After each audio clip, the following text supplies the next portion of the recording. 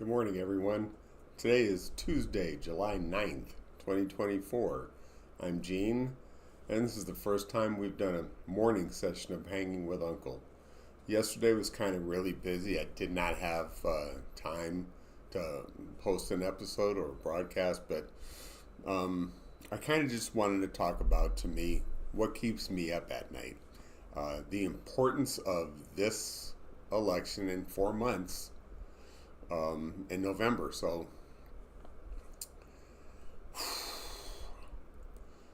we have the power with our vote to elect our representatives, president, senator, House of Representatives, governors, dog catchers, whatever it is. But the one thing we do not have a voice with is the Supreme Court. And they've come back with some really terrible rulings. Now, while they did not come right out and say that Cadet Bowensbers has immunity or any president has immunity, they really weakened the court. The fact to even suggest that we now will go back to a King of England style of government, which is why our founding fathers left England and came here in the pursuit of freedom, those freedoms are being challenged by the very court that is in place to protect them. For example, the latest ruling, the Chevron case is what it's officially being called, but the Supreme Court really has taken away any regulatory authority that agencies have. For example, the EPA, our Environmental Protection Agency. They're in place to protect our environment, to establish guidelines to keep our environment safe. Excuse me.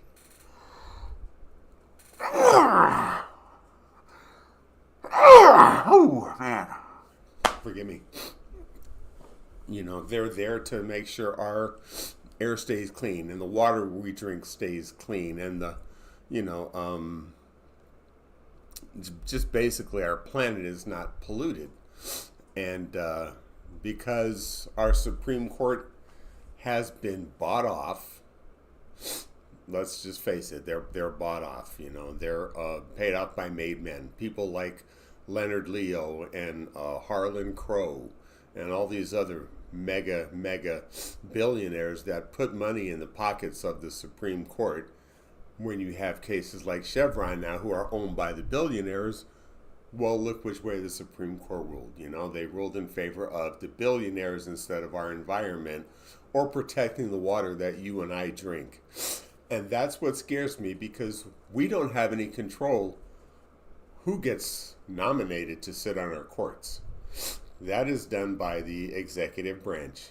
If you're in your, so like I live in Arizona, our governor, Katie Hobbs, has the authority to appoint judges to our Arizona Supreme Court and appellate court and so on.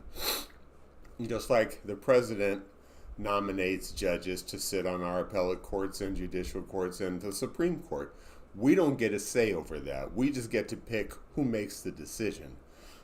And that really needs to be revisited.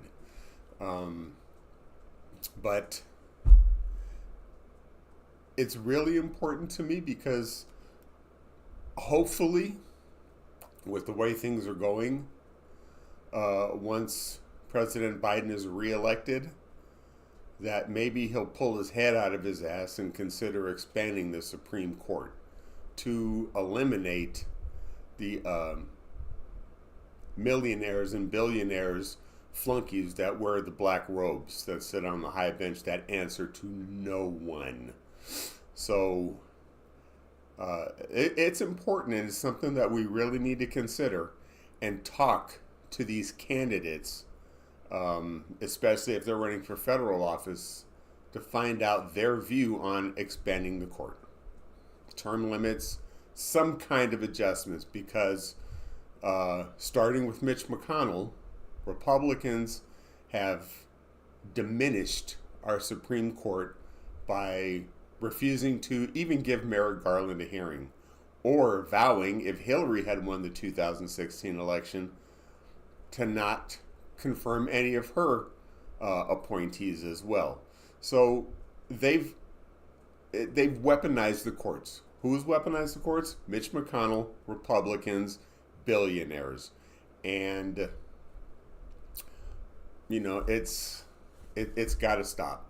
I'm not trying to say we need judges for our side. We want judges to be fair, equal. That's why Lady Justice, the symbol on the outside of the Supreme Court, is blindfolded. We're not supposed to have an insight or a say as to what we want or rule and how we think things should go. It should be decided equitably and fairly. And diminishing the role of our regulatory agencies, that's not in our best interest. That's just in the interest of people who are greedy and want power. So remember that. Think about that. This is for our kids. It's not for you and me. My granddaughter can't vote. She doesn't have a say. It's up to us to vote to protect the world that she's going to be raised in. And so that's how I think. It's not about me. It's about everybody else. And the role of government, really, in my opinion, is to protect those that don't even have a say. So, the donor class, that's all they want. They just want, pay attention to me. I'm the donor. I put money in your pocket. Do what I want. No, how about protect the people that don't have a say? Protect those 10-year-olds that cannot vote to say, no, I don't want that. Do it right. Those are the people we have to protect. Okay? And if we don't protect them, then we don't have a United States of America. This is not a free country, and we got to stop kidding ourselves. Okay? So wake up and stop thinking about your team and think about the issues. Okay? If you want your kids to have clean water to drink and clean air to breathe, don't vote for the people that are trying to deregulate or weaken the agencies that protect our children. All right? Anyway, that's all I have for right now because my blood is starting to boil when I think about this kind of stuff. So anyway, I'm going to leave it there. And just think about that. Let me know what your thoughts are. Leave them down in the comments section, okay? So that's all I have for right now. I'm Gene. Thank you for hanging with Uncle. Remember, be kind to one another and treat each other the way you want to be treated. I know I want my kids and my grandkids and your grandkids and kids treated and protected so they have a chance to grow up and become productive members of our society. Have a good day, everyone.